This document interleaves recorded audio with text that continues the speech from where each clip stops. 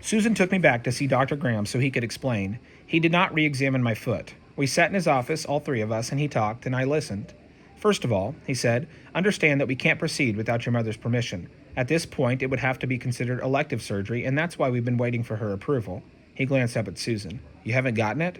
She shook her head. Well, I have been reading up on the procedure, Dr. Graham said. It wouldn't be me who would do the surgery. We'd have to send you to a specialist. I've written to one that I think would be best. He does say that you won't ever have a normal foot. Please understand that. You could have if treatment had started early enough, but you can't now.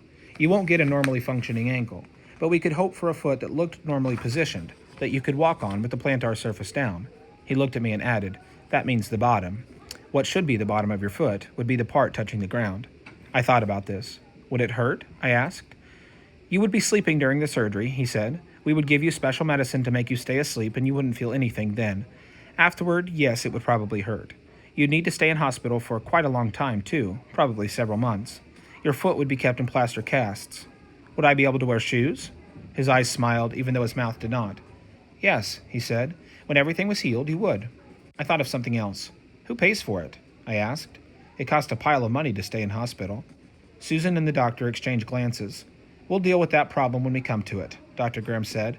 I'm sure there are charities we could get involved. Susan and I walked home silently through the blustery, freezing wind. What are you thinking? She finally asked. He said if I'd started treatment early, I could have had a normal foot. Yes, Susan said. Most babies born with club feet have them fixed right away. All the way fixed? Susan put her hand on my shoulder. Yes, all the way. I could have always lived outside the one room.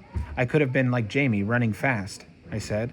I thought you kept writing to Mam because you wanted to get rid of us. Susan said, no wonder you were angry.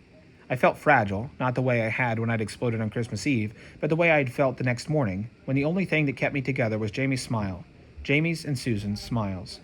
At home, I sat at the table while Susan put the kettle on. Do you want to go ride? She asked. I shook my head. I drank the tea she put in front of me. I pulled my plate over my shoulder and studied the blue ribbon at the end of it. Then I pulled off the slipper shoes Susan had made and pulled off my stocking and looked at my foot. The awkward U-shaped ankle, the tiny toes that curled up, not down, the rough calluses where my skin had torn open and then healed over and over again. Susan said, it's not your fault.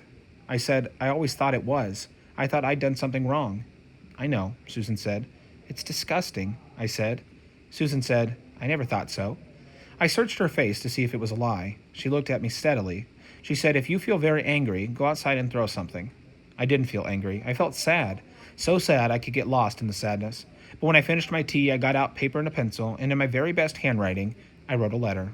Dear Ma'am, it said, please let them fix me.